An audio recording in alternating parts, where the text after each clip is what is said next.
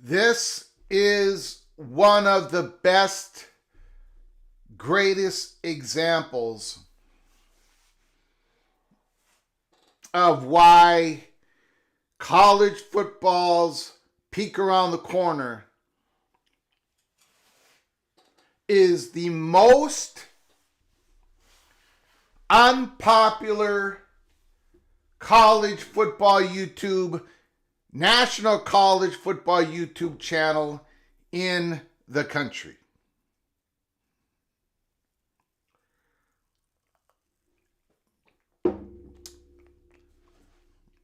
Today's show is a prime example. It's just the way it's going to be. Breaking news. Michigan's president has been denied. We are going to start off the show with that breaking news. Because it just demonstrates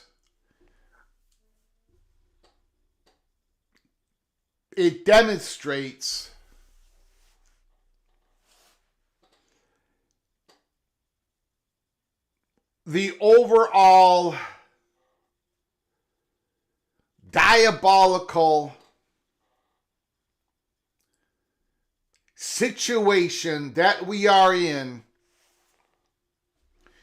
when it comes to the next disruption in college sports. In this case,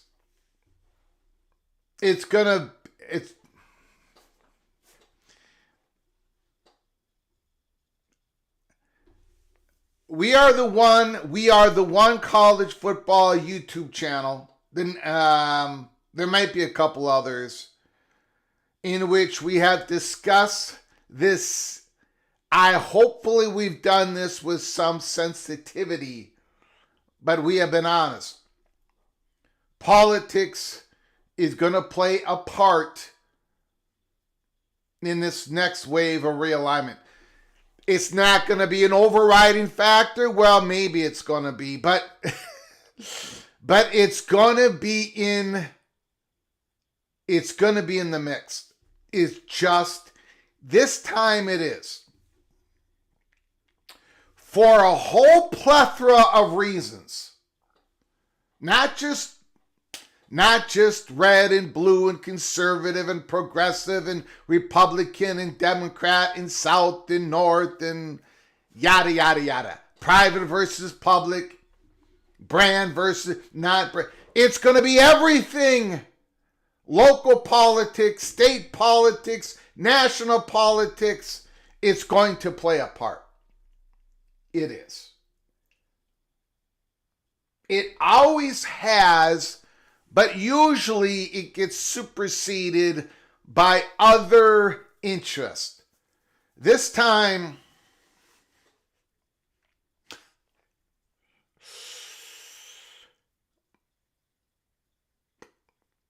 it's going to play a big part. And again, we have brought this up a number of times. I have given examples of it. I talked about the Chancellor of Wisconsin. I have touched around it. Her husband. I've given so many winks, so many nods. I don't know. And I've gotten so many angry DMs. How dare you, Greg? I'm trying to give the example of what's happening when it comes to the politics of the state of Florida. They just rejected President Ono, and I'm not gonna say that was bad or good. Whatever, it's all good with me. But it's just the politics goes both ways, and the politics was played. You might agree with it. I'm fine with it. You might disagree with it. I'm fine with it. But I'm telling you, it is playing a part in this. And today was a very bad day. And I'm going to be honest. I got to be honest. Someone's got to say it. I've been saying it for months. We have been told today was a very bad day for Florida State to get into the Big Ten. I'm going to get DMs. I'm going to get crucified once again. I'm going to get raked over the coals. But today was not a good day for Florida State to get into the Big Ten. They have a pathway. I've said it. I've been honest. They need the right blend. They need things to go their way. But today, when you reject, when the Florida board rejects the president of Michigan,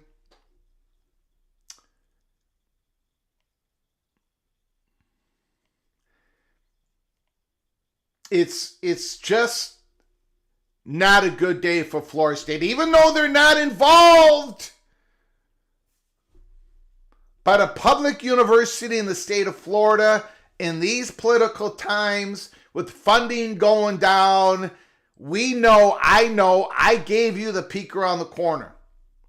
I'm not saying I'm not approving of this. I'm just giving you the peek around the corner. There are presidents who, and they have made it known to the reporters out there. There are some people who have been a lot more like Josh Pate. Go look it up, Google it. Josh Pate has had sources tell him in the Big Ten, Florida State is not getting in, never. There's been other reporters that have written articles that said Florida State don't got a shot. I have not gone there, and I'm still not going to go there, because I still see a little bit of a pathway. But today was a horrendous day for Florida State to try to get into the Big Ten. And maybe they never really had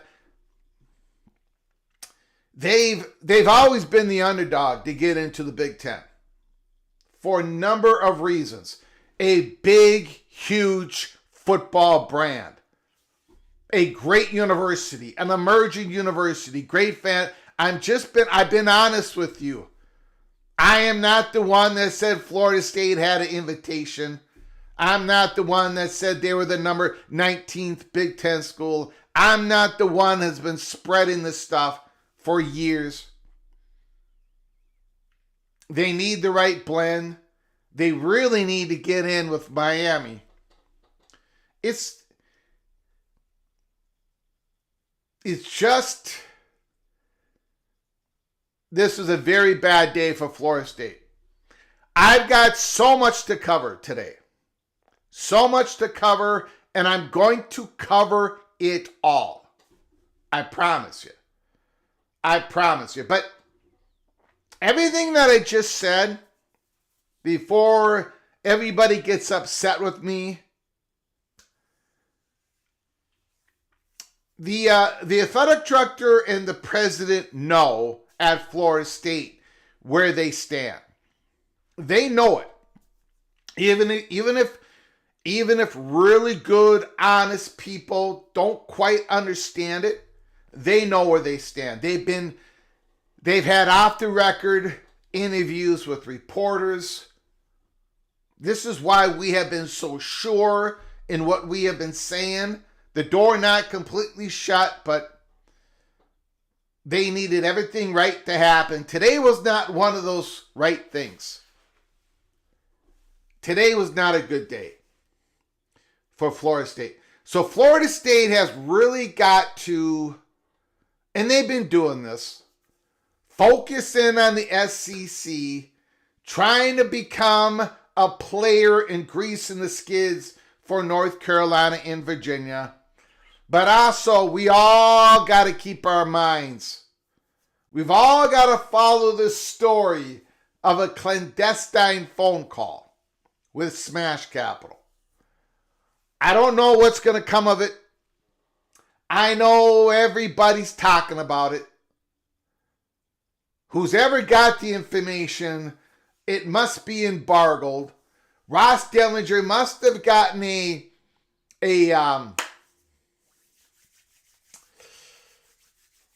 Ross Dellinger must have received,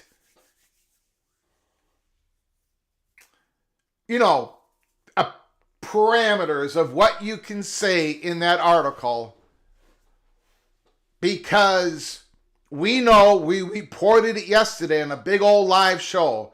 We reported it yesterday that North Carolina is involved in it, and we also said Florida State. We know that. We know that. We've also said that Florida State is going to get what they need to get because they're too valuable. And it's probably looking like some sort of Rudy project where there's going to be different tiers. This is what we know, but beyond that, we don't really have the big answers. Does it include all the Big 12 ACC schools? A select number, we don't know. There's something a-brewing. There is something a-brewing. And Florida State, they know where they stand. Especially if the Seminoles have had communication with Bubba Cunningham, who is pro-private equity. If Florida State is seeing that North Carolina does not have, or is at least leaving the option open, that they don't want to leave their North Carolina brotherhood, sisterhood. They don't want to leave North Carolina State behind. They do not want to leave Duke behind. If there's too many political ties that binds North Carolina and Virginia, this is all real. Relationships are always a part of realignment. It is one of the top 4 rules in realignment. Relationships matter. So if North Carolina has given an indication, if they're showing up to these big old smash capital, if North Carolina is sitting there and they keep saying the same thing in public, we don't want to do all this traveling. We didn't even want Stanford and California, for God's sake. If North Carolina wants to re-image the ACC plus Big 12, whatever all this is, and right now it includes the Big 12, Florida State and North Carolina, there is something brewing here. And if Florida State knows, and they got to know, they know, Florida State knows that North Carolina is at least looking at something else besides going to the P2, because it serves their political interests in the state of North Carolina. And Florida State knows that this Big Ten door is just cracked an inch, and maybe the SEC door is cracked 2 inches. They are working on something. So we gotta, that could be the biggest story of everything. Now, I wasn't even gonna start this show like this, but again, breaking news. We are going to get to it. Let me do a roll call. Let me say thank you for everybody joining us. Already got 140 some people in here. My goodness. On a Tuesday afternoon, Georgia Bulldog, Don Scruggs is in the house. AMAC is here. Florida Man, Gold Nose, Jared Jones, Stephen McNeely, Caleb Ramirez, Rock and Rant is in the house. Rock and Rant, Chef Maul, Bruce Harris, Daniel Gorby, Gold Nose. I got the keys, Keith Moore. I got the keys, Keith Moore. Karan Shakar is in the house. The Red Raider, Laura Weiss. Texas Tech Red Raiders against the Texas Longhorns. 2 out of 3 for the national championship. Holy smokes. In women's softball starting tomorrow. That Kingslayer, that pitcher for the Texas Tech Red Raiders, who went from Stanford to Lubbock, $1 million here, $1 million there, $1 million everywhere for that superstar pitcher, the Red Raiders against the Longhorns. Good times, fun times. Jago Blue is in the house. Douglas Jadell is here. Mr. Monkey Says is here. Jose, USC. Tuffy Duffy. Morris Simmons is in the house. Steel Austin is here. Skaven, yes, yes. The Cornhuskers, rated number 25 in the FPI. The Power Index. Oh yeah, we're going to be going through the Power Index, ladies and gentlemen. Outlaw Skis is here. Son of Sarek, CFB Plus. Taylor Mott is in the house. David Hackett. Breaking news. The University of Florida Board of Governors rejects Santa Ono from University, Michigan as president of Florida. Holy smokes. The Architect is in the house. Expedition Greg, Vox Quindaro, FJA 243, you are way too involved. Every bit of information is not necessarily consequential. I do agree with that. There are overriding impact on the next disruption, and there are ones that just get blown over. The rejection of Michigan president by the University of Florida board is not related to Florida State. Relax, Greg, please. Okay. I will relax. However, it needs to be brought up. Because before any of this happened, there is the political element in all this. It just is. It's there. I'm telling you, it is there. We know this for a fact when it comes to the Chancellor of Wisconsin. We were told a couple months ago. We reported this. I don't know what else to say. I'm not approving it. I'm not disapproving. Someone's got to tell you this. Of course, politics played a part in what happened. And of course, it's not directly related to Florida State. But it's going to leave an impact. Because I'm going to tell you something. You can have any thought you want with the University of Michigan president. He is in the Big Ten circle. He's incredibly well respected. The University of Minnesota president was his right-hand man. President Cunningham. I mean, this stuff, these presidents rub shoulders together. These presidents are, I don't want to say this in a bad connotation, but they're elitist. They think differently. You got to get 13 votes to get an invitation to the Big Ten. This was not Florida State's doing, but there was the state of Florida part in this. I love the state of Florida. I got no problem. I'm not coming at this from a personal thing at all. I'm not. If you want to get into my politics, I'm right of center. I disagree with Trump. I agree with Trump. I disagree with Bush. I agree with Bush. I disagree with Obama. I disagree with everybody. This is not a personal thing for me at all. But when the state of Florida, Governor DeSantis, when you've got people writing him letters, all these politicians saying reject all this, reject Ono. And this is exactly what the Chancellor of Wisconsin, I'm telling you guys, there are presidents. Florida State was already had an uphill battle.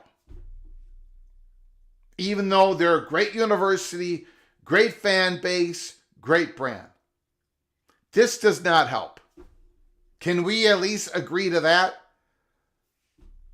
And I'll leave you all the, your opinion on how much this impacts, but not a good day. Clemson has been pretty quiet. Yep. The damn leprechaun disappeared again. Jose is in the house. The big gun shop is here.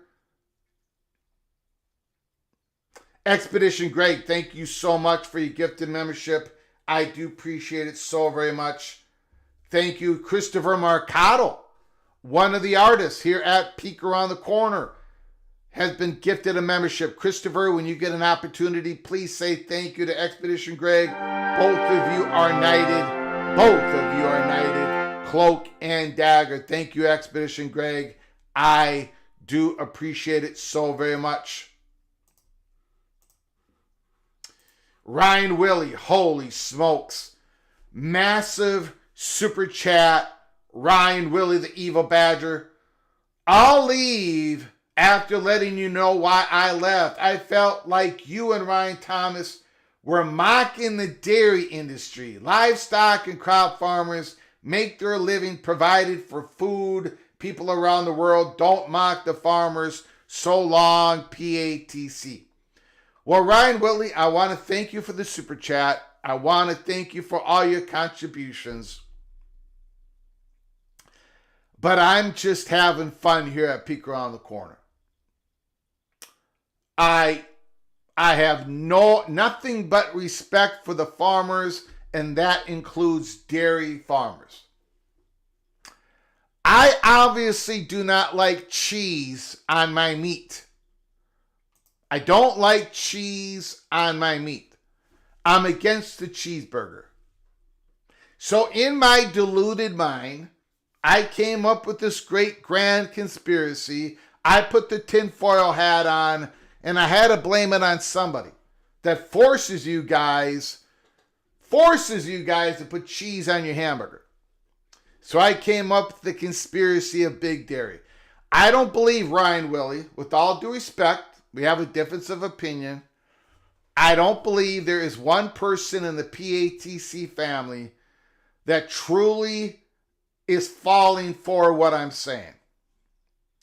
Big Dairy has absolutely nothing to do why you all put cheese on your hamburgers. I don't think Big Dairy has anything to do with it. So if that makes you feel any better, I'll say that out in the open. I'm just having fun here at Peek Around the Corner. I am serious that I don't like cheese with my meat. That is very serious. And I think I'm the only person who I'm not the only person, but we are a grand minority. So, Ryan Willie, I don't want you to leave. Now, this is like the 5th or 6th time you have declared you're leaving PATC. I don't want you to leave.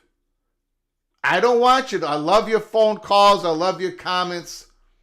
I like that you and I battle it out with Minnesota and Wisconsin and the Axe. Remember, Ryan, you and I have an agreement. If the Badgers win the Axe over the Gophers this November, I got to eat a cheeseburger live. So you have been a part of this. So I will say this. I will not accuse Big Dairy anymore of leading this grand conspiracy. I'm just going to blame it on all you geniuses out there. All you geniuses out there that have fallen for the trap. There is another trap out there that I'm afraid Yormark and Phillips is falling into, and that is the Sankey Snare. The snaky snare. I love cheese. I just don't want it on the meat. I love cheese. No question about it. I love cheese. Don't believe anything Greg is saying. We all know Greg is full of something other than cheese. Greg says cheese shouldn't have voting rights. Florida doing their best to keep Florida State in the ACC. Now that is some cloak and dagger. That is some cloak and dagger. Florida man, Mr. Seminole, if the Big Ten wanted to get into SEC territory, Florida State fits that bill. Miami, not so much. Cranky Tiger, it's not a conspiracy. JB, it's okay to be wrong. No question about it. No question about it. Punish Greg, not the PATC Ryan. That's right. Punish me. Matt Baker. Matt Baker had a tweet. What's going on? what is going on with Matt Baker.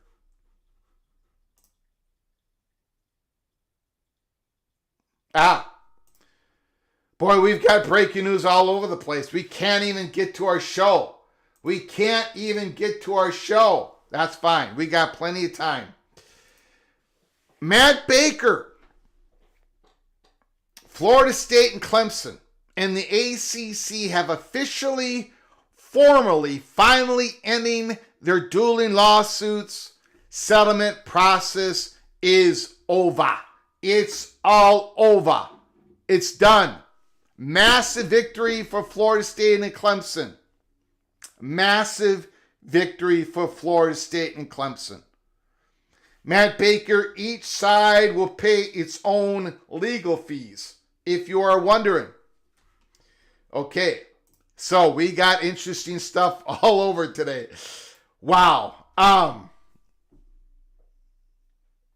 Okay. So,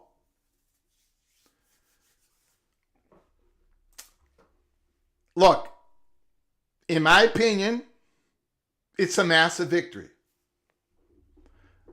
Huge. To be able to leave the conference so soon at this low a monetary figure, I was wrong. I already took the L on this. I said 200 to 240 million.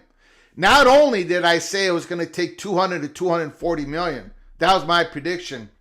I didn't think it was going to happen so soon. Massive victory. The question is, can you parlay this massive victory?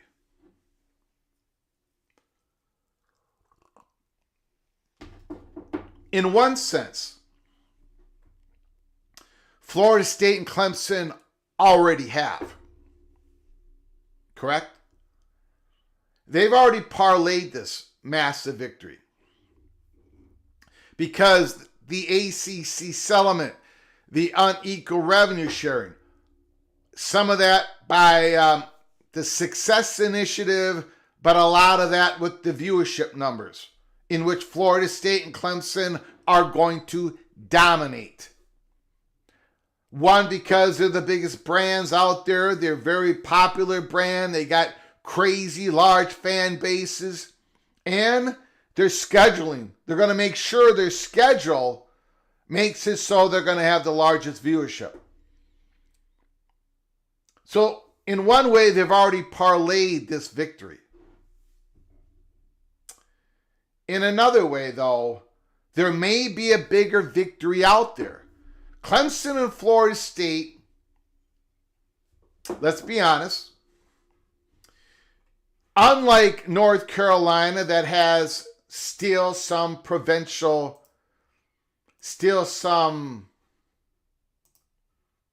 ties back to Tobacco Road, ties with Duke, ties with North Carolina State, ties with Virginia. Florida State and Clemson would love to go to the P2.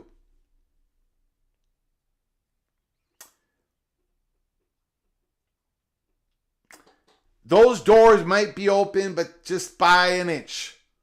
A lot of it has to do with North Carolina and what is North Carolina going to do.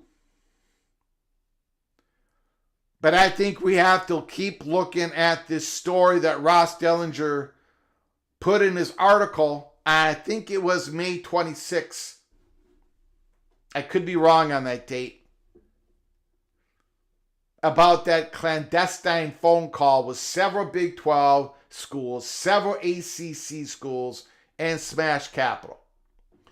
Because if that is going to work, whatever that is, be it as large of 33 schools or 36 schools or 16 schools, for that to truly work, for this billions of dollars to come in, for there to be the formation of a Super League with the Big 12 and the ACC, or a new third power conference, for any of this to work, You're going to need Florida State and Clemson to be your beachhead.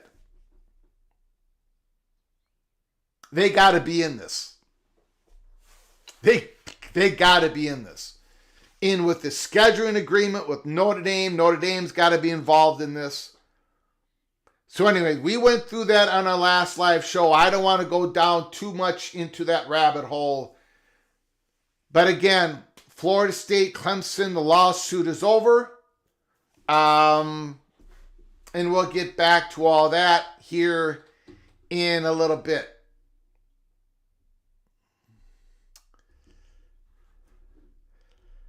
Woo! What a start to the show. What a start to the show. And let's just go to the other breaking news that happened right before we came on live. And then we're going to go to our regular show here that we had planned. Chris Vanini, whoa, the Florida board denies hiring Michigan's president. The Florida higher education system, the Board of Governors rejects the hiring of Santo Ono as the University of Florida's president. The vote was 6 yes, 10 no. Florida Higher Education System Board of Governors. Again, I do not have a take on if it's whatever you want to, whatever, if you want to agree with that, if you want to disagree with that, that's your take. I don't have a take on it. But the state of Florida, the political state of Florida, rejected a Michigan president. And this Michigan president has key allies in the Big Ten, a voting bloc, the top of the voting bloc with Wisconsin.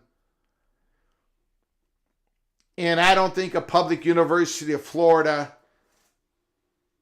it's going to be an uphill battle. Now, Miami is a different situation. The University of Miami is not going to have that same political problem. Again, politics always plays a part in it. Usually it's superseded by whole other things that are going on. But this isn't going to help Florida State. It just isn't. And anybody, I am not, again, going to completely shut the door. But that door is now only an inch open.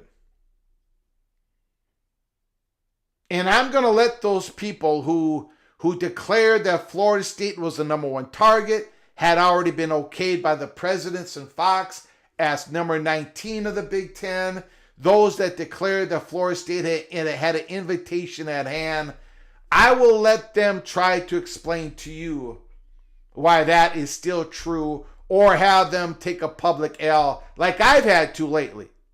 But they won't. They won't. So, anyways, let's get on. We've got bigger stories here to talk about. Woo! The door is more open to the SEC. I think that's probably the one that Florida State should focus on. And again, going back to April 9th, PATC's prediction, we always know, again, there's a 1% chance I'm going to be correct. But I think it's North Carolina, Virginia, Florida State, and Clemson to the SEC. Florida State and Clemson, at least Florida State. Clemson's a little bit of a different animal. But Florida State has to, they have to make the argument to ESPN, to SEC, build on the relationships that they do have in that conference, build on the argument that they can grease the skids for North Carolina, Virginia. But you have, now we're going to talk about it here. I mean, let's be honest. Florida State is thinking about staying at 8 conference games. That does not sound like a conference that is willing to expand with a Florida State and Clemson. It just doesn't. Again, we're going to go back in the Holy Smokes Theater probably later this week. If not later this week, then next week. Remember, we just got North Carolina at the front of the stage with Smash Capital. Remember that yesterday's live show? Florida State and Clemson are not on the stage anymore. I think this story that is going on with Smash Capital, North Carolina, Florida State, I think it's a big story. We just don't know how big it is.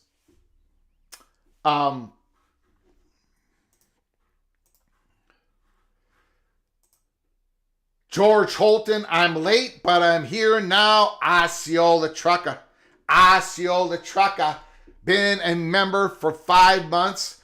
My goodness, thank you so much, Mr. Holton, for your generosity, for being a family member for 5 months. You are hereby knighted, cloak, and dagger. Thank you so very much. Okay, let me, the phone calls are going to be interesting. They're always interesting.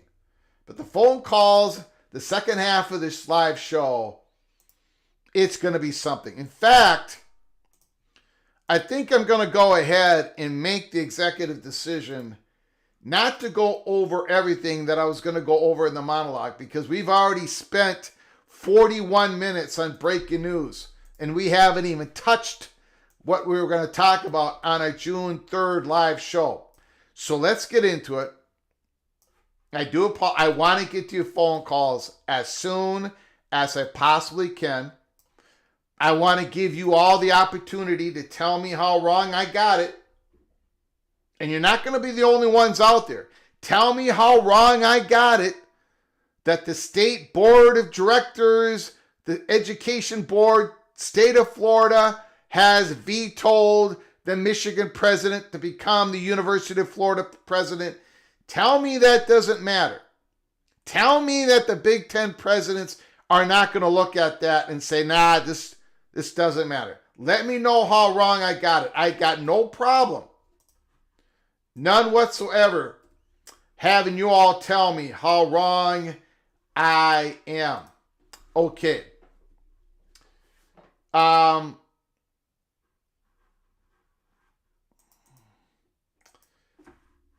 Let's get to it.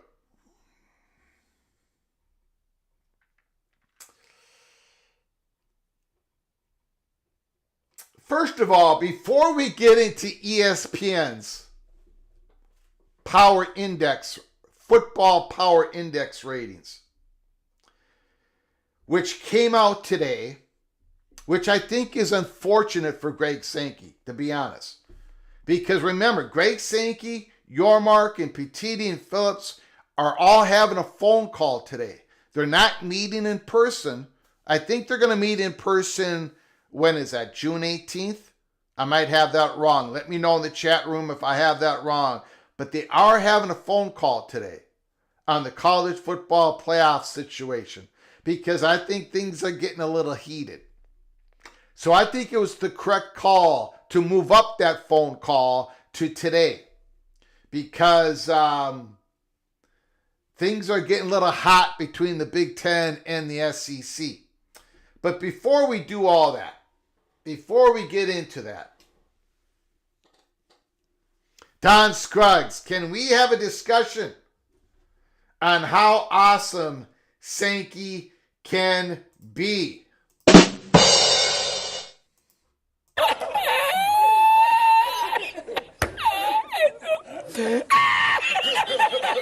Don Scruggs. No!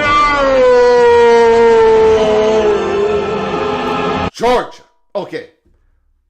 Remember, yesterday we went through the first team offense, ACC, according to Athlon Sports. We are going to hit the all defensive team real quick here today. Again, we're running behind schedule, breaking news all over the place, but we got to talk football. We got to talk some football like we do almost every single day here at Peek Around the Corner. Again, first team all defense, ACC, according to Athlon Sports, TJ Paca, Clemson. And of course, his partner in crime, Peter Woods. Peter Woods. Now remember, Clemson last year was very poor against the rushing offenses of the ACC. This year, they're going to be a whole lot better. This year, they're going to be a whole lot better than me. They're moving Peter Woods into that line. Woods and Paca. First team, all ACC. Ruben Bain, Miami, the Hurricanes. Ruben Bain, 2 years ago, he was a sensation. I think he's going to be a sensation this year. Miami's defense is going to be a whole lot better. All they need is a pulse, and I think they're going to get it from Corey Heatherman, the new defensive coordinator. Miami's defense is going to be at least decent. At least. That's the floor. Ruben Bain, maybe one of the most important players in the ACC on how these teams fare in the conference. Daryl Jackson, the Seminole Wind. Jackson, healthy, ready to go. Week 1, he can play. He's eligible. He's healthy. Daryl Jackson Jr., big time player, and he's going to show it this year. First team, all defense, on the defensive line, Florida State. The linebackers in the ACC are pretty damn good. Pretty damn good. Kyle Effort, Georgia Tech, Rambling Wreck. A beast. The next guy, Kyle Lewis. Now, Kyle Lewis is first team all ACC. I got a feeling that he's probably going to be first or second team All-American, preseason All-American. Look for the name Kyle Lewis. He is a devastating linebacker. The Pittsburgh Panthers got a couple great linebackers. Woodaz, another guy that I don't talk about enough, Wade Woodaz. I talked about how I don't talk enough about Chris Bell, the wide receiver Louisville, that I think is going to have a big season. Well, Wade Woodaz is another guy that I just don't talk about enough. Made big time plays last year. Big, strong kid. And here's the other linebacker for Pittsburgh, Rasheem Biles. The Pittsburgh Panthers are loaded up the middle. Lewis and Biles. And of course, you've got Avion Terrell, secondary Clemson Tigers. Clemson are absolutely loaded. Terrell, Woodaz, Woods, Parker, all first team ACC for Clemson. And don't forget, do not forget that Will Helt, pretty good defensive lineman from Purdue, transferred, and he's going to be with the Clemson Tigers this year. So Clemson is absolutely loaded on defense, on offense, and that is why I've got them in the national championship game in my way too early predictions. Could I change it? Possibly. Maybe. We're going to have to figure that out in August. Chandler Rivers, Duke, cornerback, Duke, and he's not the only Duke secondary player as a first team all defense. Mr. Terry Moore, safety, Duke. Moore and Rivers. Secondary, Duke, first team defense, ACC. We've got the superstar, We got the superstar from SMU, Isaiah Nakobia. Absolutely brilliant last year. A highlight reel, 23, always in the backfield, making plays all over the field. Isaiah Nakobia, big time player, SMU. And now that's the first team all defense. We're looking at, we're looking at the special teams. Another SMU Mustang, Colin Rogers, kicker, first team all ACC. Jack Stonehouse, punter from Syracuse, preseason first team all ACC. Kick returner, Keelan Marion, transferring from BYU to Miami. Another big Miami transfer pickup. They got a few of them. They got David Blake, a guy in the transfer portal that a lot of teams went after. A man from Louisiana Tech, Miami got him. Xavier Lucas, the Wisconsin cornerback, Miami got him. And then Carson Beck, the quarterback, of course, Miami got him.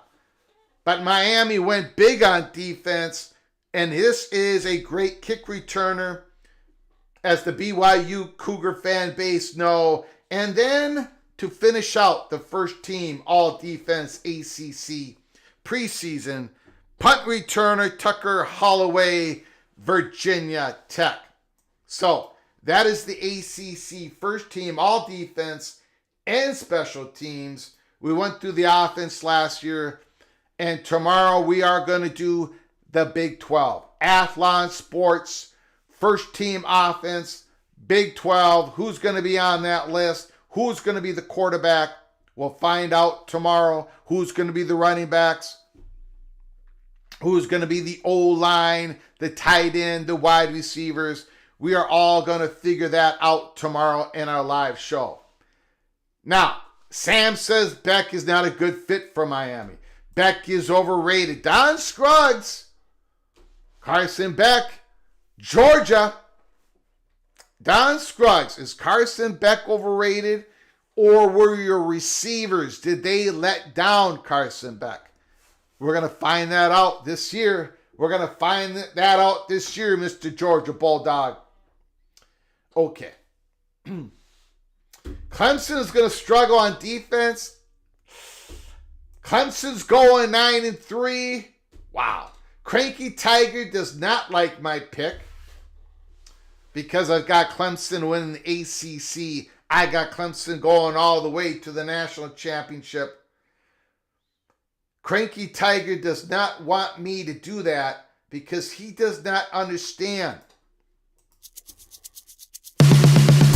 This year is the year for Greg the GOAT.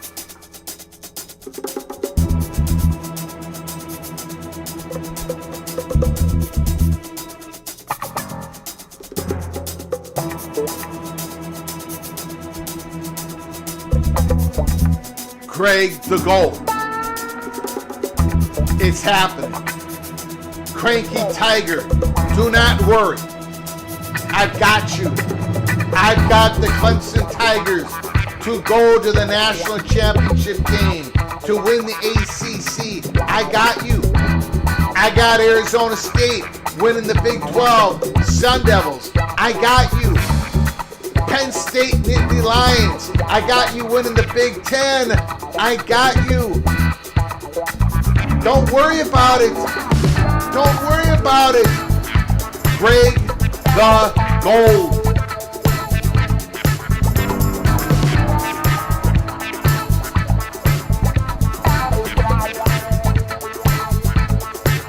And of course, in the SEC, I've got Texas Longhorns winning the conference and winning the national championship. Let's go.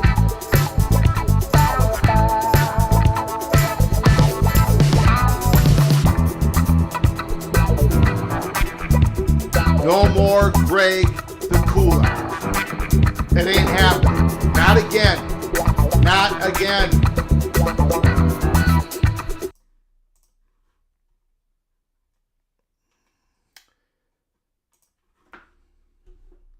James Davis. So next year, a new coach for Penn State.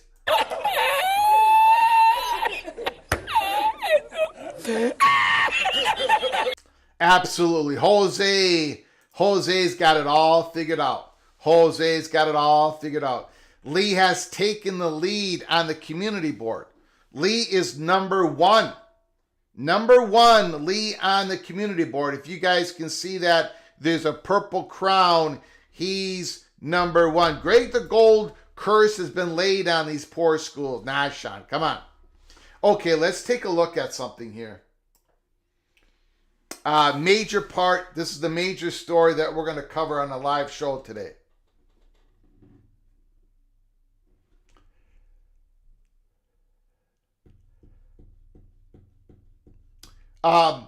We know that there is a phone call. It's already happened. It's going to happen, or it's happening now, but it's happening today between the four Power 4 commissioners. We know that Yormark has said he wants a 5+11. We know that Phillips has said they want a 5+11.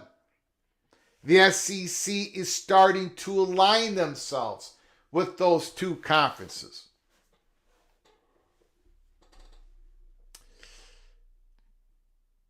I did an episode earlier today.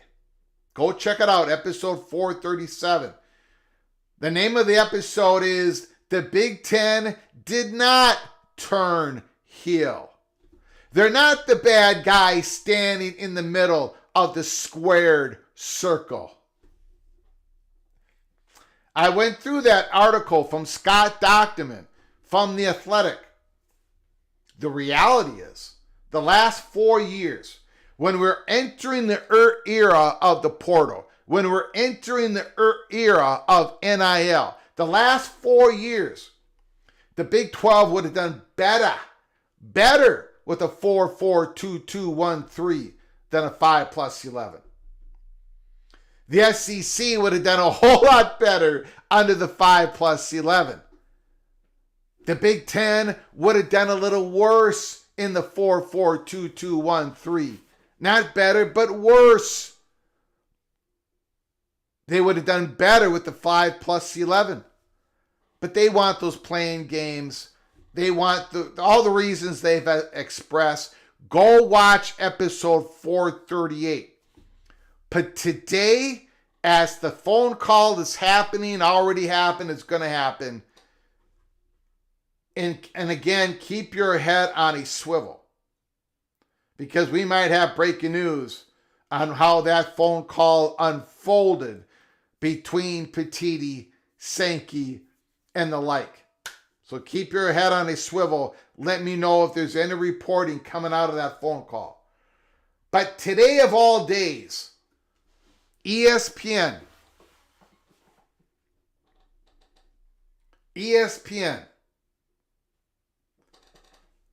goes ESPN FPI Football Power Index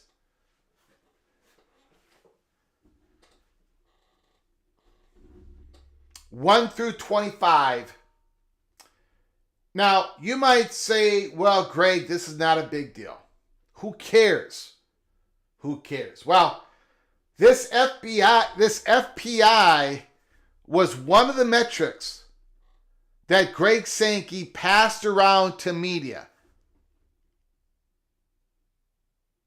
Passed around to the media and says, look at the last 10 years of the SEC. The Macy, the FPI. This is why we're talking about it. This is actually something that Greg Sankey believes that the selection committee should use, because this starts formulating, this is part of it, starts formulating the strength of schedule. It's a self-fulfilling prophecy. This in early polls. Look at this ranking, man. The algorithm is only known to ESPN. Look at this. 11 SEC SEC teams, 11 of them, before the first Big 12 school is ranked. 11. Not 5, not 6, not 7, 11. Arkansas. Now, this is not a shot at Arkansas. I like Talon Green. I think he showed some composure out there. I'm looking for a big step up from Talon Green. But come on. Who in their right minds would have Arkansas Razorbacks 2 spots ahead of the Big 12 defending champions when Arizona State's top receiver, who was injured for the playoffs, is coming back? Sam Leavitt, who's on everybody's Heisman watch, including PATC, top 5 Heisman watch, along with Klubnik, Manning, Jeremiah Smith, and Nussmeier. Those 5. Sam Leavitt is coming back, and this FPI has got Arkansas ahead of Arizona State.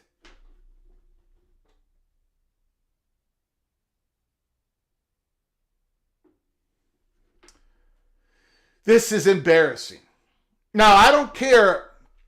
Again, it's embarrassing because Sankey handed this out to the media.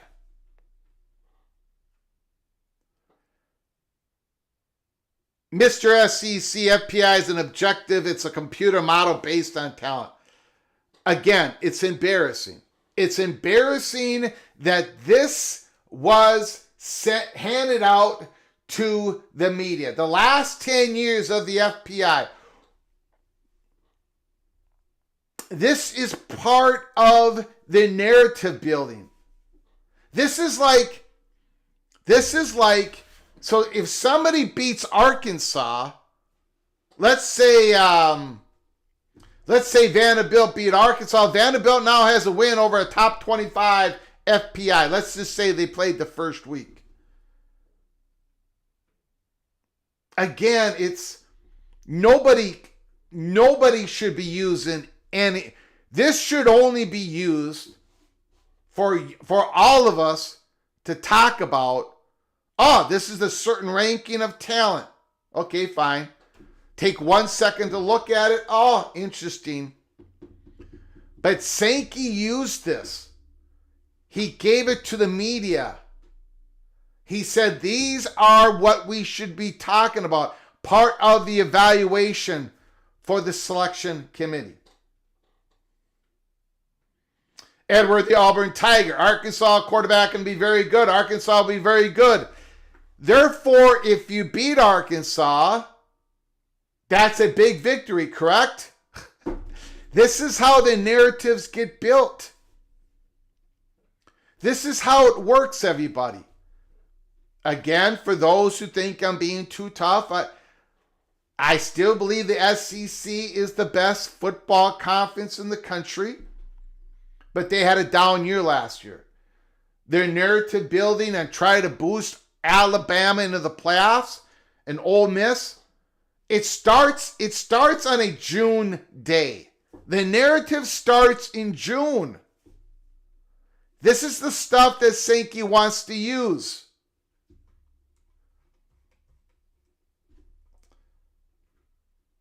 $11 teams, 11 SEC teams before a Kansas State.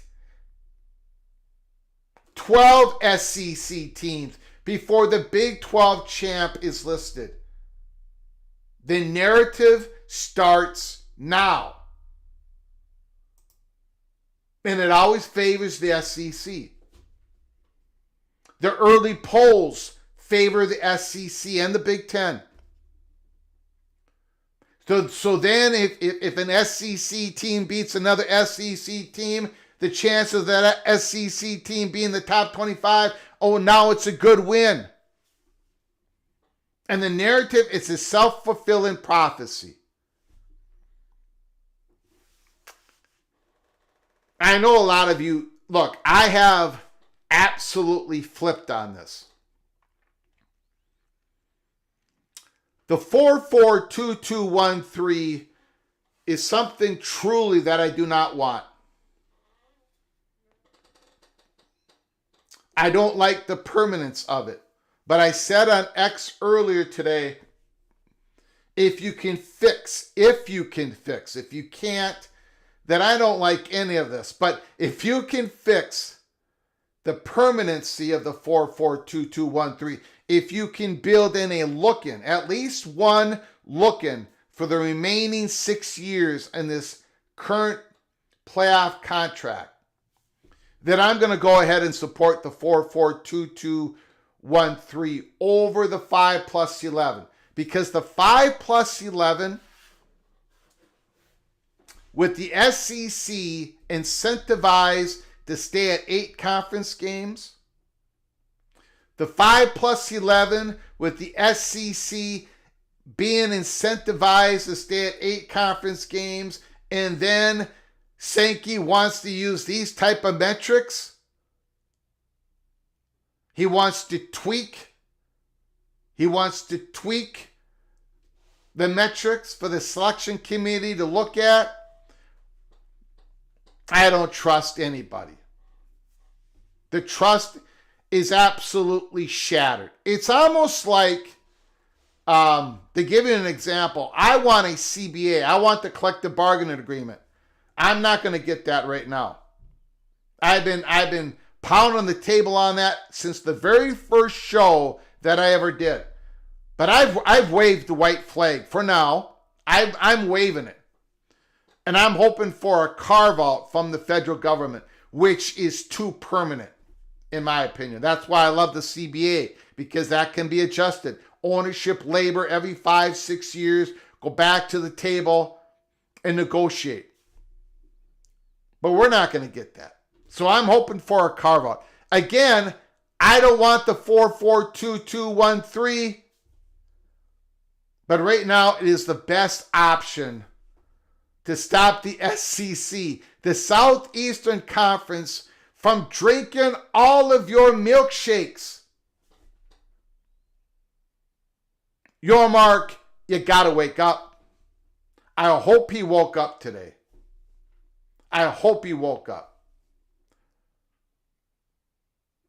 Because the Big 12, they have a much better chance of averaging 2.5 bids a year for the next 6 years with a 442213 than under the 5+11.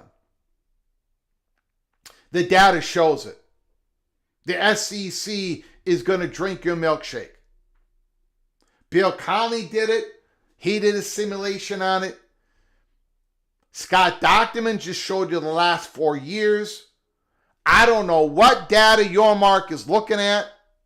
I understand he believes in his team, but he cannot believe in the committee. We are going from a 5+7. By the way, I wouldn't mind going. I would not mind staying where we're at, but we're not staying where we're at. The playoffs are going to expand. So what we're doing is we're going to go to a 5+7 to a 5+11 and put more power into the selection committee while the SEC is browbeating them for the supposed screw up they did last year, and they want to tweak the metrics just a little bit more on the strength of schedule, which is formed by multiple metrics, and a lot of them are just self-fulfilling prophecies. Now, sorry, I cannot go there. So, Tony Petitti, I know that you know where the Big Ten is on this. They have made their voices clear. Scott Dochterman has reported that on print, on digital, and He has said it in public. Other people are saying it to me. The Big Ten, if the SEC, and then we're going to get to your phone calls. If the SEC insist that they're going to stay at 8 conference games, that's their choice. If they're going to stay at 8 conference games, the Big Ten's going to go, you go ahead and stay at 8. But for you to stay at 8, we're going to a 4-4-2-2-1-3. And if you want to stay at 8 and not play those extra playing games, if you want to decide who your 4 auto bids are by the final rank of your conference, that's fine. But we're going to play games. This is what PTD should be saying. I think he is saying it. I hope he is. I want Petiti to say to Sankey, we want to play each other more often. We want these playing games. We want to have a fantastic championship weekend. Conference championship game and 2 playing games to decide our 4 auto bids. We want our games to mean more going down the stretch.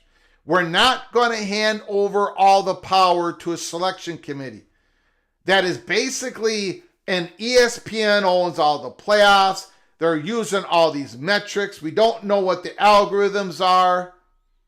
Arkansas ahead of Arizona State is laughable.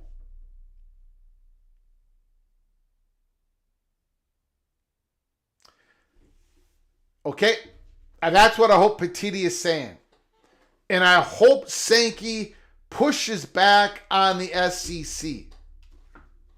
Because if none of that happens, if the ACC, the Big 12, and the Southeastern Conference, after that phone call, is locked arm in arm, and more importantly, if the SEC, the Big 12, and the ACC are locked arm in arm after June 18th, we're going to have another conversation. And it's going to be very uncomfortable. We're going to have another conversation because the Big Ten cannot acquiesce to this. A 5+11, the ACC staying at 8 conference games. Again, it's a mile and a half. It's a mile and a half furlong race at the start of every season. And if it's a 5+11, 8 conference games for the SEC, and they're tweaking that system, the metrics, more in favor of strength of schedule,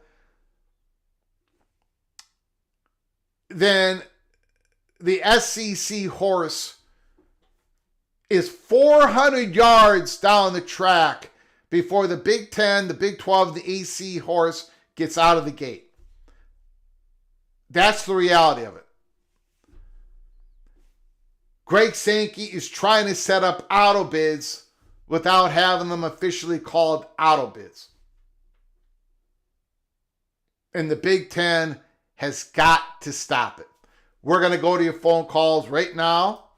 Again, what's this? Do you guys can see me, right? Can you guys hear me and see me?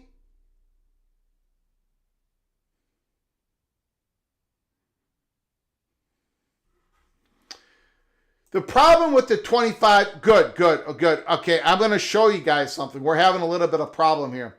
The problem with the 25-year thing is you can't use 25 years.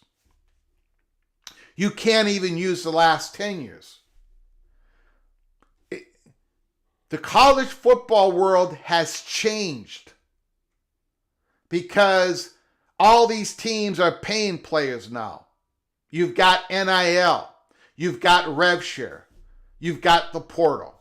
Things are completely different. Again, I'm the first to say it, that the SEC is still the best football conference in the country. But it is different. The SEC teams they don't have the depth that they've had. They don't. They can't. It's not a shot at the Southeastern Conference. But you're not able to keep that depth because players want to play, and if they go somewhere else, they're going to get paid. It's a completely different world. You can't use the last 25 years. You can't use the last 20 years. You can't use the last 10 years.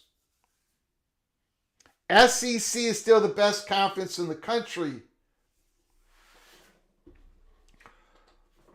But the advantage of 8 conference games, only having 8, it's huge.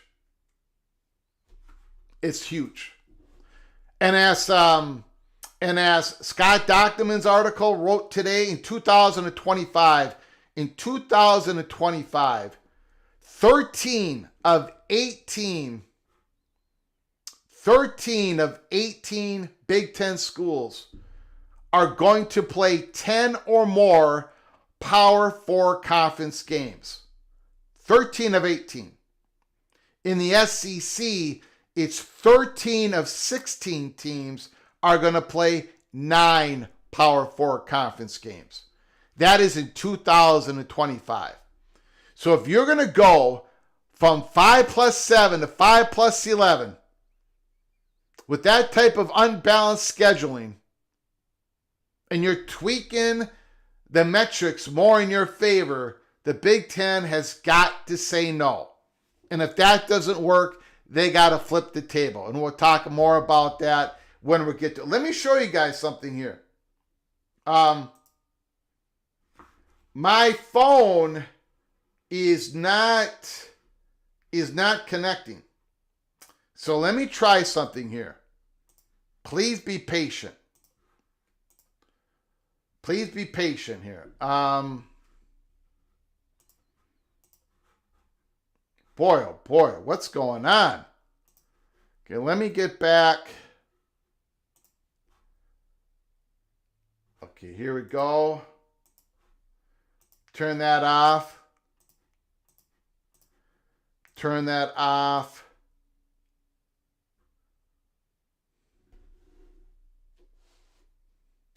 Okay, phone lines are open.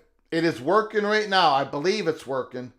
I hope it's working. 763-260-1333. Talk about anything in college football that you desire. Disagree with Athlon Sports, first team all ACC defense. Talk about the breaking news of the settlement. It's official. It's done between Florida State, Clemson, and the ACC. Call from. I did not get a name.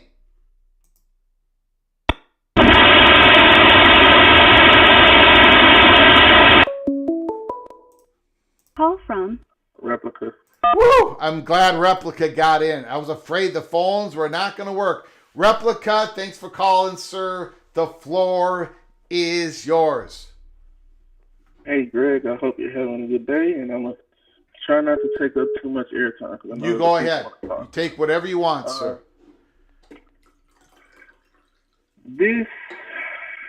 I have a bone to pick with Big Ten. All Not right. you specifically, but Big Ten country. This,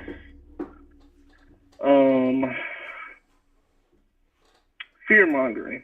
I think that's the term that I use. This fear-mongering about the 5+11 is gotta stop, because first off, regarding Bill Connolly and FPI and all that stuff,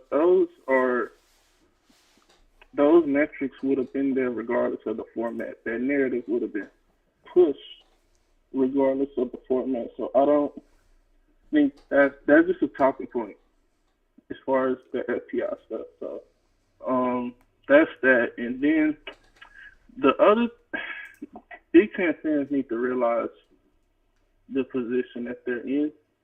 The Big Ten is cornered in this situation, not the other way around. And it's the Big Ten's fault that they're in this position. They were active participants in this hostile takeover. They have shafted the Big 12 and the ACC up for the last 5 years, every opportunity that they could, from all the way back to the pandemic, when the Big Ten and the Pac-12 was trying to keep the other three power conferences from playing football during the pandemic, citing about the health risk and was trying to save lives. But as soon as those other conferences agreed to move through the games, that whole narrative went out the window, because the Big Ten was not going to sit by and allow the other conferences to crown a national championship while their teams weren't playing. So they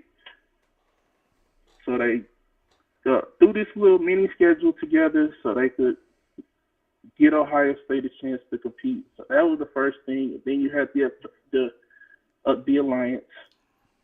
Then you had Greg Sankey stabbing Bob Bowlesby in the back. Then you had the CFP negotiations where they made this power play for the advisory groups. And Big Ten fans have propped this all the way. 98% of them have propped this. So to sit here and act like the SEC is the only, is the villain and we're walking right into Sankey's trap. Well, should they walk into Petitti's trap instead?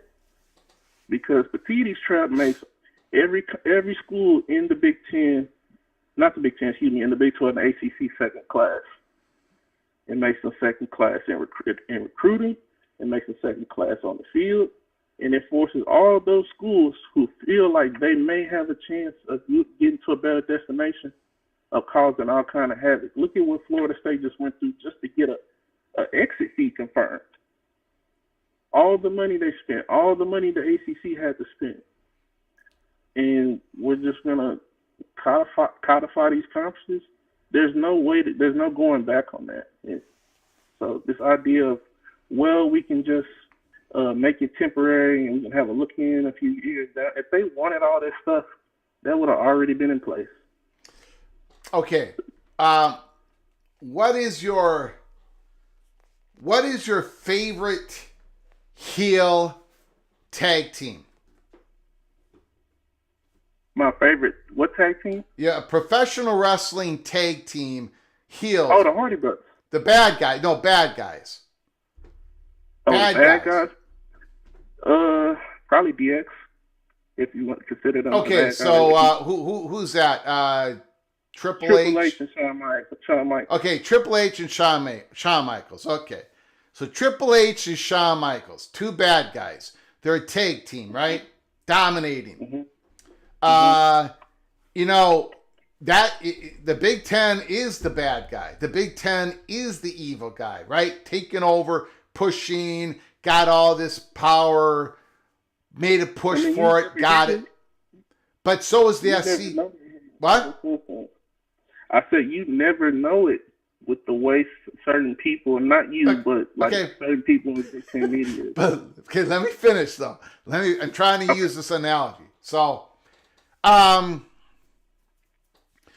SEC is Shawn Michaels, okay? Mm-hmm. The Big Ten is Triple H, and they're dominating. They've consumed power. They've got stroke. They're doing all this, and suddenly out of nowhere, the SEC Shawn Michaels super kicks Triple H, knocks him out. That is what's happened here. So, yes, the Big Ten's the bad guy, the SEC's the bad guy, and they're in this advisory group. You've seen the reports. They're out there. They were out there. Read Talty. Is it Talty? Talty CBS article today. The Big Ten was shocked what the SEC did because they were aligned. They had this all gamed out. This is what they were going to do. Evil and Evil, the tag team. Suddenly, one half of the tag team super kicked the Big Ten right in the jaw. And they're out. They rolled out of the ring. Mm-hmm. So, I think for reasonable Big Ten fans, of course, yeah, we're evil. But again, we were going to be evil all the way through the match. But Shawn Michaels, the SEC replica, had to give me a super kick and knocked me out of the ring. That is what the Big Ten's perception, I think, for most fans are. It's like the reasonable ones. Like, Right. my goodness, you took us out. Now we can't trust you. We can't trust you. So we got to be the complete heel here. And now, if things don't go our way, we're going to have to turn even more evil. We're going to have to bring in the Russian tag team, or we're going to have to get even more, nothing against Russia, or Russians. We're going to have to get more evil. We're going to have to draw some blood. We're going to have to lay it all out there. That is, I think, the best analogy I could come up with. Okay.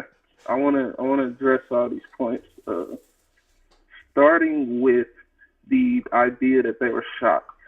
The Big Ten shouldn't have been shocked because we saw what Greg Sankey did to Bob Bowlesby. Yep. Like, did the Big Ten think they were too good to be stabbed in the back? Yep. Everybody knows there's no honor amongst thieves. Fly Cooper told us that years ago. There's no honor amongst thieves and people who do wrong. So the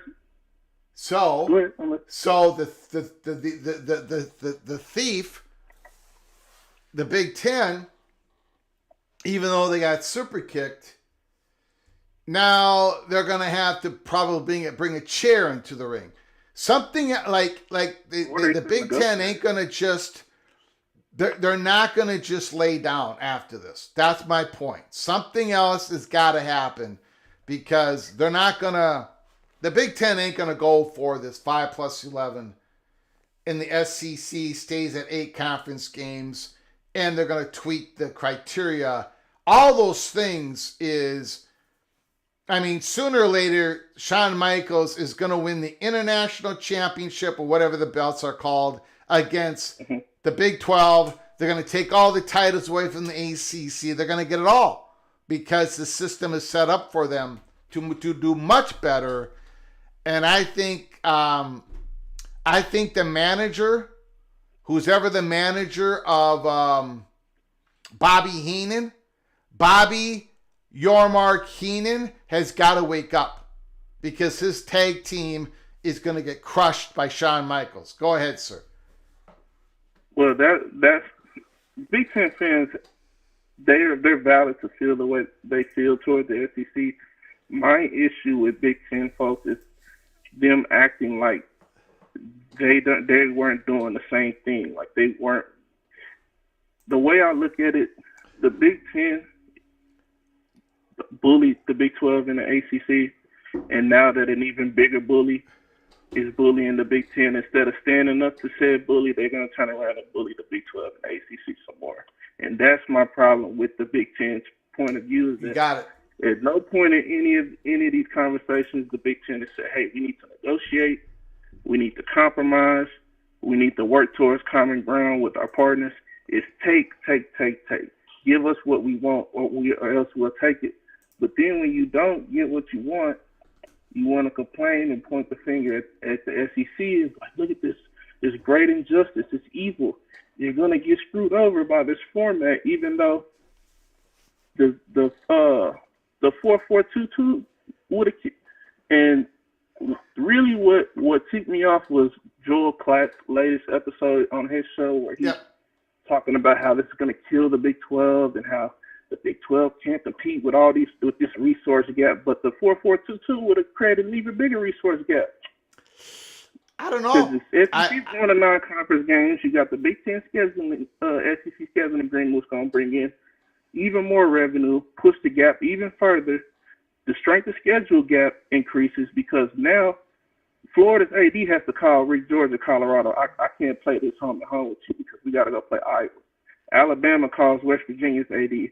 We got to drop this home and home series because we got to go play Penn State. How about this? How about this, Replica? You're making great points. I'm Triple H. You're Shawn Michaels. You just super kicked me. This is what I'm going to say to you. I'm going to take the microphone. I'm going to get in the middle of the ring. I'm going to call you out. You're going to be walking down the aisle. You're not going to quite get in the ring, Replica. You're not going to quite get in the ring. I'm going to call you out. I'm going to say, here, Shawn Michaels. You stay at 8 conference games. That is your decision. Okay? You stay at 8. There won't be any cross scheduling between the Big Ten and the SEC. Mm-hmm. If you want to do your own scheduling deal with the Big 12, the ACC, go for it. You do whatever you want. Mm-hmm. We're not going to meet anymore in this advisory group because you super kicked me. We had this all planned out, okay? But in return, Shawn Michaels replica, in return, we're going to a 4-4-2-2-1-3. We're not going to do your 5-11. You can stay at 8. You can still have advantages. You can do whatever you want with your playing games. If you don't want to play them like the SEC coaches don't want to do, don't do it. Just select your top 4 in the conference race. But in the Big Ten, we're going to do something more fun. We're going to make more money, and that's what we're going to do. Would you be okay with that compromise? You stay at 8 games, but it goes to 4-4-2-2-1-3.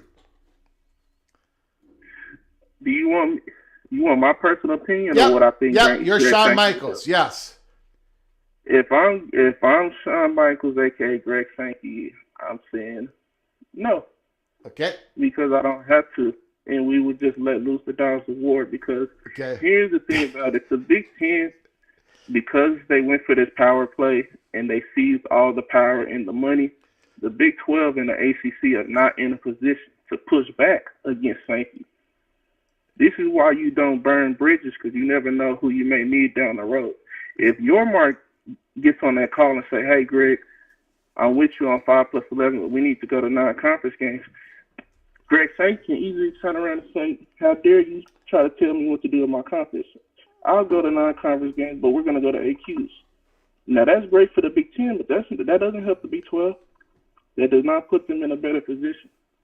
Like, I stand behind that 100%. And we can talk about past data. And you're very smart. You're very smart and an honorable man. Replica. They don't take into the account that Texas, Oklahoma no longer in the SEC.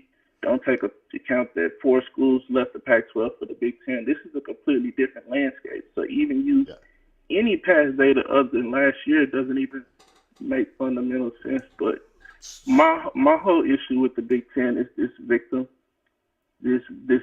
or this boogeyman fear mongering. Like they're gonna eat you, knowing that the Big Ten would do the same thing if they had the opportunity. They took the power. So once replica, Shawn Michaels. Huh? Shawn Replica Michaels. Once you say no to me, you know what I'm going to do next? You're going to try to get into the Southeast.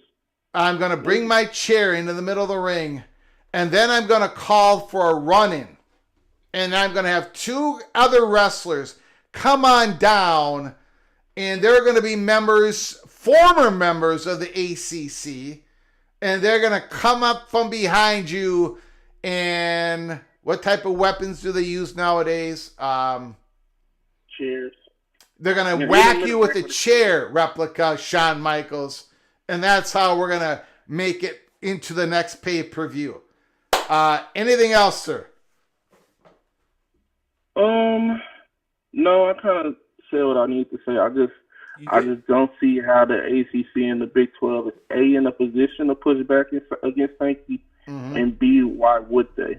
Because again, if you're codifying those leagues, you're just speeding up that process you just talked about of the 2 wrestlers coming out of nowhere and getting Sankey with a chair. Yeah, that process is gonna speed up. So I think the Big Ten needs to reevaluate the position that they're in. They're not in a position to be making threats and demands towards other leagues right now. They need to be trying to negotiate and compromise and work towards common ground, because that's the only thing that's going to stop this 5+11. Like threatening to go into the Southeast isn't going to stop the SEC, because those coaches don't want Florida State and Clemson in there anyway. So there's no skin off their nose.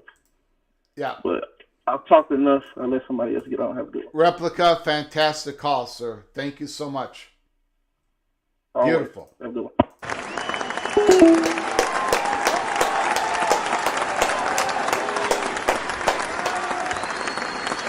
Great call. Great call by legendary caller, Replica, Mr. Longhorn. Call from Rock and Rant. Rock and Rant. Mr. Hurricane is on the line. The floor is yours. Oh, Greg. What am I going to do with you? Hey, you know what? This is a lesson you got to learn, Rock and Rant. As Replica just basically pointed out, I'm this heel professional wrestler, right? And you cannot, you don't want me in the same foxhole with you. I will quickly wave that white flag like on the CBA versus a carve out.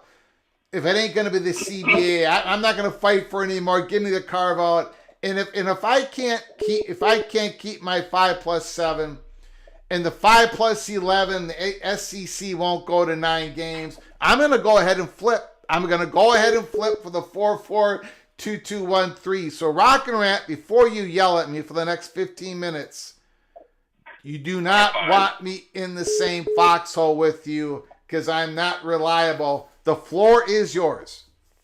Well, I was already there about that the minute I heard about your cheeseburger conversion. So that's already been there. Watching a watch party is one thing.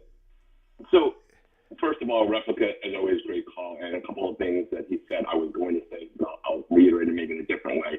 Let's go back 4 weeks. 4 weeks ago, we're all losing our minds because and maybe not even 4 weeks, the last 6 months, right? This 4-4-2-2 version has been out there for however long, right? Yep. There is a mistake going on. Just because these two conferences made a huge mistake, maybe under duress a few years ago, to give the voting up, right? That gave the SEC and the Big Ten power.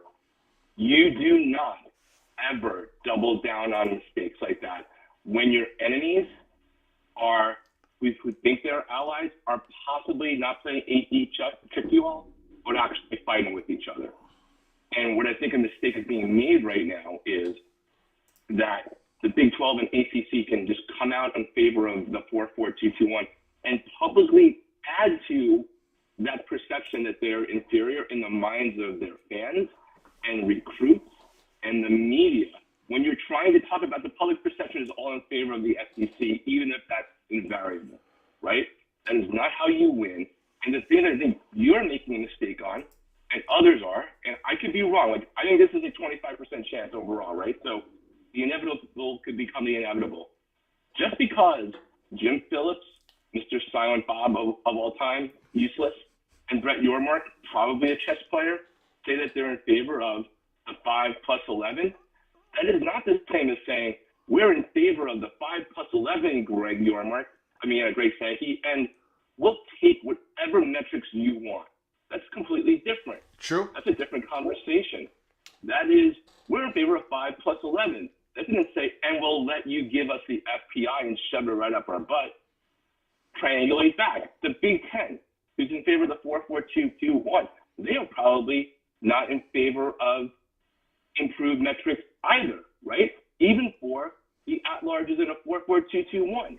They're not just going to give in to Sankey's metrics in that form either, because that will probably, at least in the short term, hurt them as well. So if you're the Big 12 and the ACC, and I know that not everyone will get to say, no, you will, you're going to be like India right now. You're going to be like friends with U.S. when it's convenient and friends with Russia when it's convenient. So that's what they basically do. They're triangulating. So the first thing you want to do as the ACC and the Big 12 in game theory or strategy and just holding serve is to do everything you can to divide the Big 10 and the SEC from each other. Every single thing you can. And that means like your answers change depending upon what the variable is, because you lose if they're aligned. You lose in public perception. Miami's got a great NIL.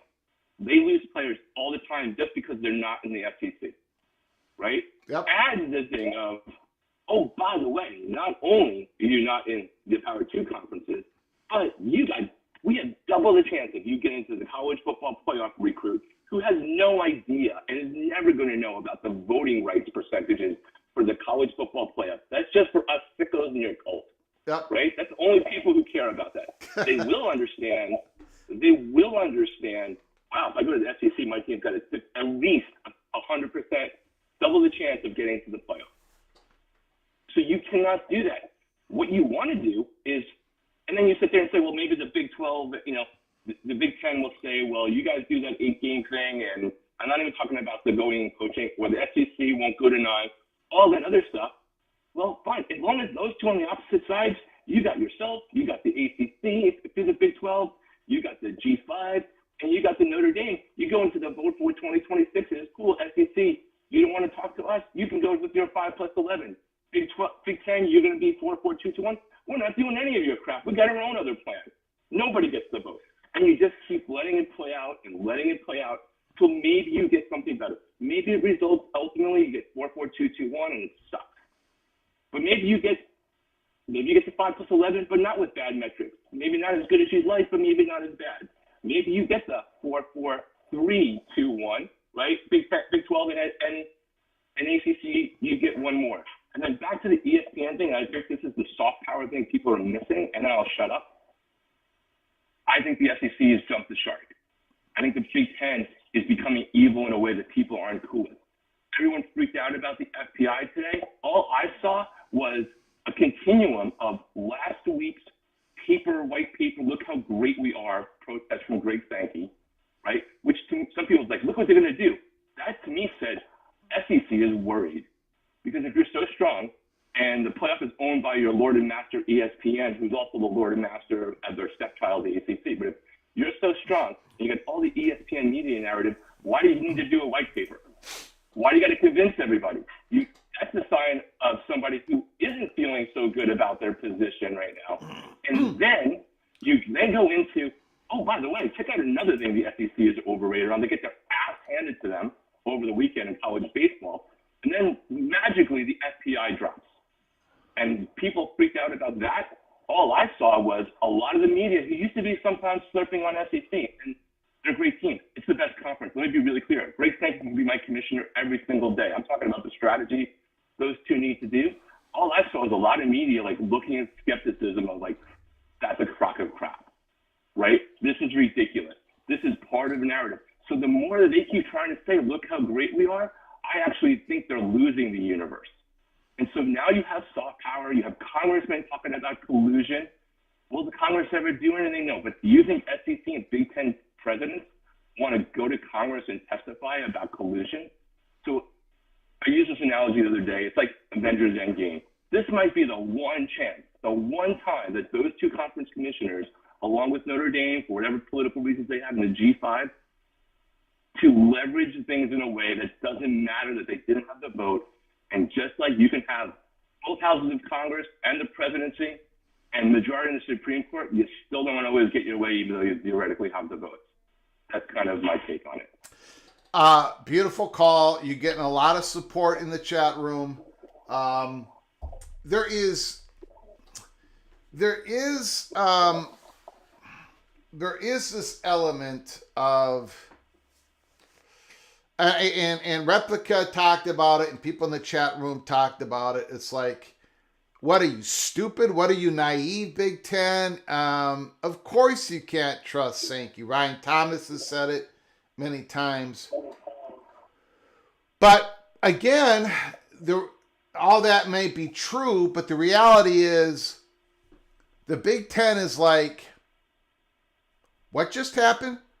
So you might call them naive, they might be stupid, but right now, going into this phone call, they thought the SEC was aligned with them. So yeah, the Pac-12 and ACC just sent flowers. Huh? The Pac-12 and the ACC just sent flowers to the Big Ten. What do you mean by that? The alliance.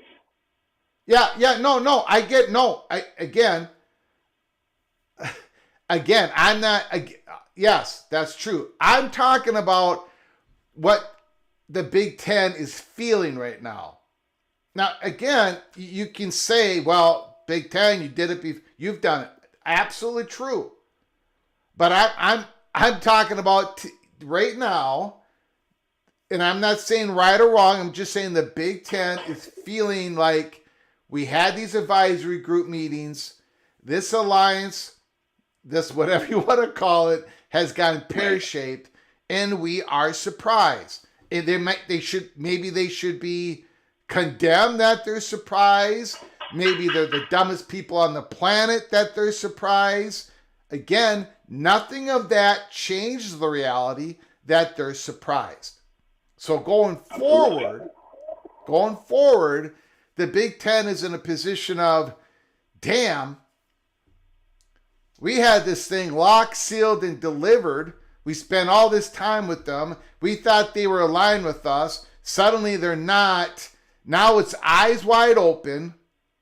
And boy, now we've got to change tactics. And I think it's going to, I am not, how do I say this? I don't think it's going to be, I think we're going to have more drama. Let's put it that way. I don't think this is going to be easily settled going forward. Completely agree, and that's exactly what you want from the Big 12 and ACC. The longer it goes, like you want to align yourself with Greg Sankey on the 5+11 because that's not what the Big 12 wants, Big 10 wants. Yep. And you want to align yourself with the Big 10 on not having all the metrics skewed, because even if you don't go to the 5-11, it's still the metrics being changed still is going to impact the other three, right? And if you're the Big Ten, you don't want that to be a self-fulfilling prophecy that you can't get 1 or 2 or 3 if Notre Dame's having bad year SECs down because they've already changed the size of the field. If you're Greg Sankey, you're trying to you're theoretically trying to have to figure out on different issues how to get the 50% of a vote, right? For whatever's going to happen, and theoretically between now and December, right? No, November 1st or December 1st, I think Sankey said, in order for 2026 to change. That's what you are essentially trying to do. And if part of that means there are moments where like Jim Phillips and Brett Yormark are just on the phone eating popcorn and watching the other two fight it out, the longer it gets delayed, you don't know what's going to change. What if they don't make a decision in the first 8 weeks of the season, the Big 12 and ACC like kick ass and out of conference games and change the narrative?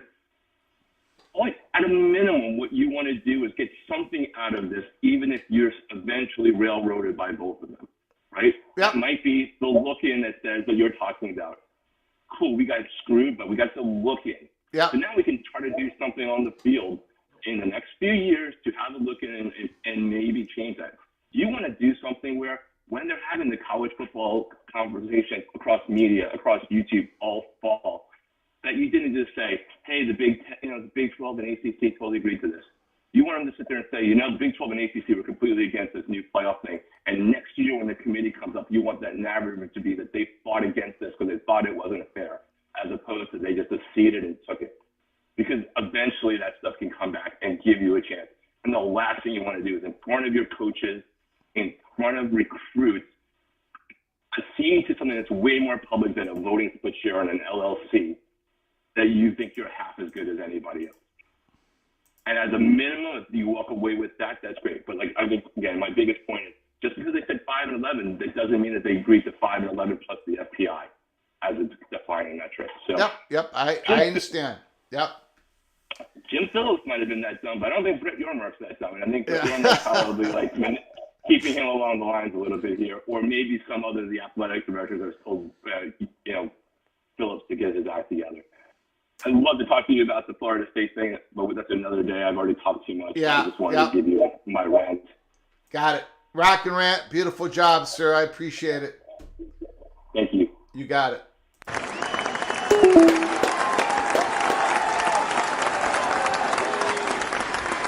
Great job by Replica and Rock and Rant. Holy smokes. Ryan Thomas. Hold on. Call from Chris Kenny. Chris Kenny, can you hold on for a moment, please? Yes, of course. I appreciate it. Got a little bit behind here. Ryan Thomas, give the BYU Cougars and the Minnesota Golden Gophers auto bids every year. That is one thing I think every one of us can agree on, correct? Every one of us can agree on that. Thank you, Ryan Thomas. Thank you so much for the super chat. All your support, helping us keep the lights on. I very much appreciate it. Kenny, go ahead. The floor is yours. Let it rip, sir. Can you hear me okay, first of all, Greg? I sure can. Okay. People don't get the Big Ten.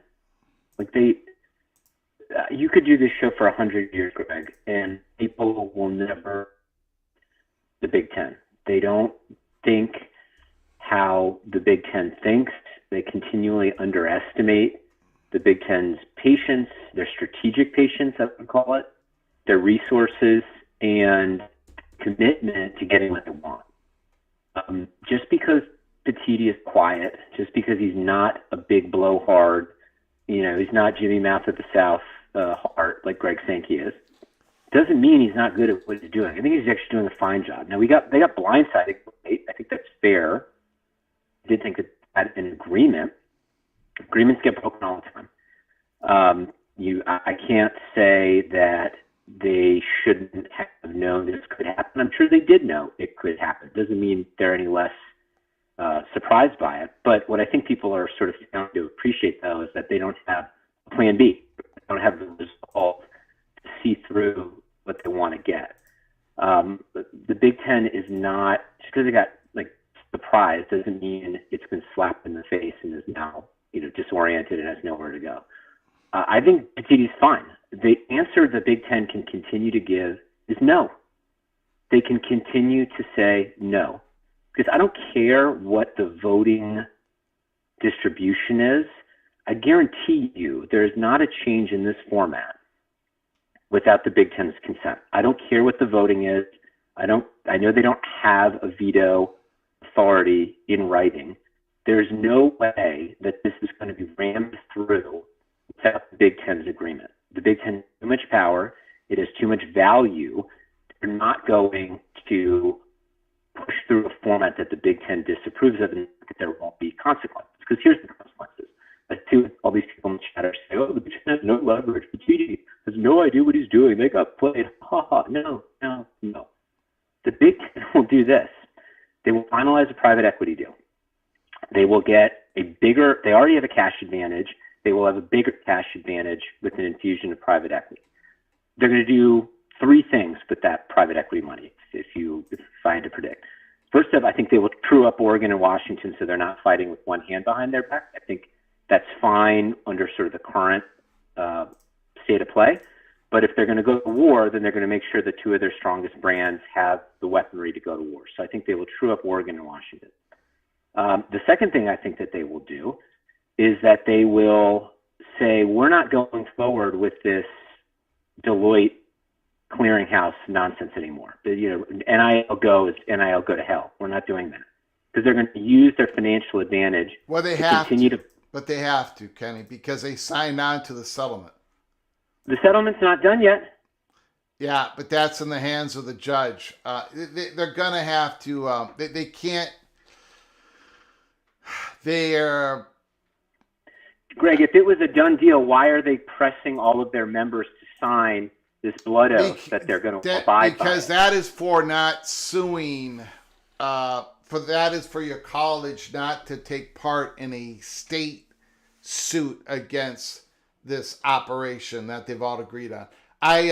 But go ahead, sir. I don't think that's an option. I think the Big Ten's going to have to go by the rules until it gets chewed up by the courts if it doesn't get codified by Congress. But go ahead, sir. I'm going to disagree with you. I think that they can run out the clock. I do not think that they have to agree to it. I think that they've got institutions in states that have laws that are going to be in conflict with what the terms of this agreement are, just like Tennessee, I think, is the most recent one to enact this. I think California has one. Illinois is going to have one. And I think it would be very easy for states like Michigan and Ohio and Pennsylvania to go ahead and do the same thing if they really wanted to do it. So I don't think it's a done deal that this Deloitte clearinghouse is going to survive. Even if it gets off the ground, it could easily crash. And I think the Big Ten is going to not. I think the Big Ten will do everything that it can to undermine that and use their financial advantage to continue to buy players. If this is how the game's going to be played, so I don't agree with you that's a certainty. Okay. The third thing I think that they can do is continue to use the financial advantage to go into the Southeast, like you said. And I think that they could become easily a national conference. They're already a national conference. They can go into the South, add 6 schools. Like this Santa Ona thing's not good. I agree with you on that. But it's one thing. Times change, attitudes change, perspectives change. And if the Big Ten gets backed into a corner, they're not going to cower. They're going to push back. So I don't think that there's any reason to think that Florida State's chances are dead. I think you could easily see them going into the Southeast and growing to 24 with Florida State, Miami, Clemson, North Carolina, Virginia. I know that there's inside track for the SEC on those 2 schools, but it doesn't seem like the SEC is dying to expand. The SEC is not moving in that direction. And if you come in with a much better offer, which I think that they could, maybe Fox won't be the one that sweetens the pot. If you're doing a private equity deal and you have the financial advantage, just go buy everybody out. And then you go to Notre Dame and say, look, you want to be Team 24? You can come along. If you don't want to, we're out of here. And, add Duke and go to 24. And if you really want to push them, if you really want to push the Big Ten, they'll leave the college football playoffs. The Rose Bowl was not a part of all of those early bowl alliance, bowl coalitions, and nobody in the Big Ten really cared for a while until the money got good enough where they made sense to throw in and start the BCS. They could do that again, and people will complain about it, and people will say nobody cares about the Big Ten. Oh, this is so silly. Who do they think they are? They're not close. They'll do it. They will absolutely do it. They will have a 24-team league that will play its own playoff that will culminate in the Rose Bowl, which will get an exclusive broadcast window on New Year's Day. And you know what I would do? I would go to ESPN and I'd say our conference championship, which is in and of itself a national championship, since we're a national conference, we'll give it to you for free. You can, just like the Masters does with CBS. CBS doesn't pay for the Masters, and there's a reason for that. Augusta National Golf Club has its own reasons for not charging to broadcast its product. They could do the same thing with ESPN and put ESPN and drive a wedge between ESPN and the SEC. Give them the rights to the Rose Bowl on their exclusive window for free. And what is ESPN going to do? Say no? Because they're enthralled to the SEC and the FPI? They'd throw that out the window. How would Disney explain to its shareholders that it got the opportunity to broadcast one of the best sporting events in the country for nothing, and they turned it down because of loyalty to another conference that isn't going to provide them nearly that kind of value? The Big Ten could do that. They could do all of those things, assert their authority. And I think in the back of their minds, I think the other conferences know this. And that's why I think the SEC is continuing to run around with all this ridiculous, just silly talking points about their strength, because they know that the Big Ten can just wait them out. So they're trying to push the narrative. They're trying to push the media. They're trying to push all of the other conferences. And all they're getting is kind of mockery, frankly. So the Big Ten has time on its side. It has money on its side. And if you push them hard enough, they're going to react. And I think people underestimate the likelihood of what that reaction is going to be. But I think you do so at your own peril. And I think ultimately what the caller said before is probably where we'll end up. I think we'll probably go to a 5+11, but they're not going to agree to the SEC's monkeying around with the criteria to favor them. And I think we'll probably get to a compromised position. But this is what the SEC wants is not going to get rammed down the Big Ten's throat. I don't care if every other FBS conference aligns with them. It's not going to, because there will be consequences, and they're not going to want to incur those consequences. So that's all I got. All right, man. I'm sure everybody in the chat room thinks I'm an idiot, but I just watch. I don't think people are appreciating how strong the Big Ten is and how strong their resolve is. Got it, sir. Thanks for the call, my man. Thank you, Greg. Bye. Appreciate it. Chris Kenny.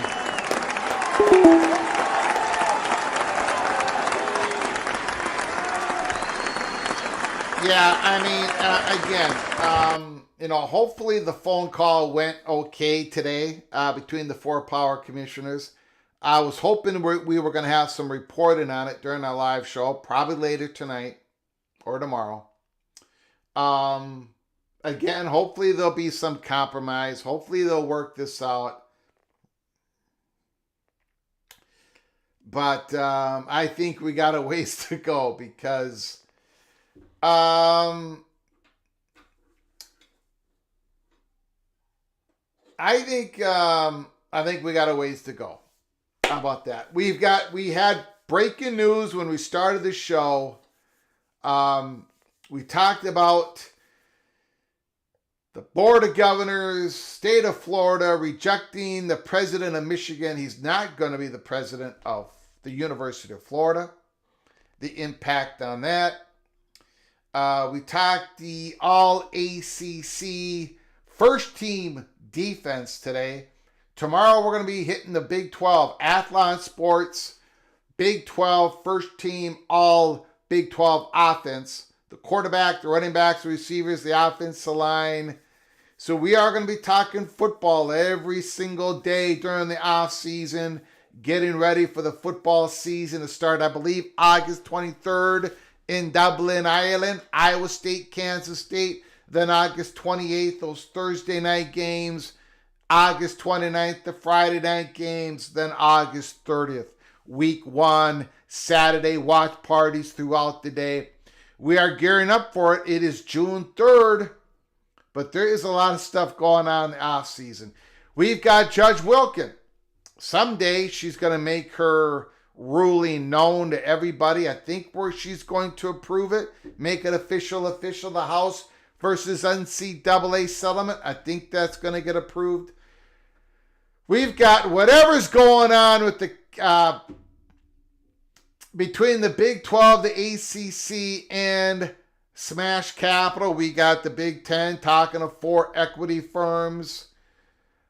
There is so much going on here at college football. I want to thank you all for joining us. Keep your head on a swivel. Make sure you subscribe to our channel because we can come on live at any time to cover the breaking news of college football. Subscribe and turn on those notifications. I want to thank those who donated to our show to help us keep the lights on. Ryan Thomas, George Holton, Osceola Trucker, the Evil Badger, Ryan Willie, and Expedition Greg. Thank you guys so much for your generosity. I am so thankful, so humbled that you would help us keep the lights on here at Peek Around the Corner. The wonderful phone calls that we received, Chris Kenny, Rock and Rant Replica, sensational. Thank you. You covered all the bases. You guys did fantastic once again. Thank you for everybody in the chat room. AMAC is number one. AMAC number one on the community leaderboard. On the community leaderboard, take a look. Take a look. AMAC number one. Don Dog number 2. Lee goes into 3rd place. So I want to thank you guys all in the chat room. Congratulations, AMAC, for winning the community leadership today on the PATC live show June 3rd. Again, make sure you subscribe and have those notifications turned on. Keep your head on a swivel. It is June 3rd, and things are absolutely crazy. Until next time, from all of us at PATC, to all of you, please, you all take great care of each other. Thank you so very much.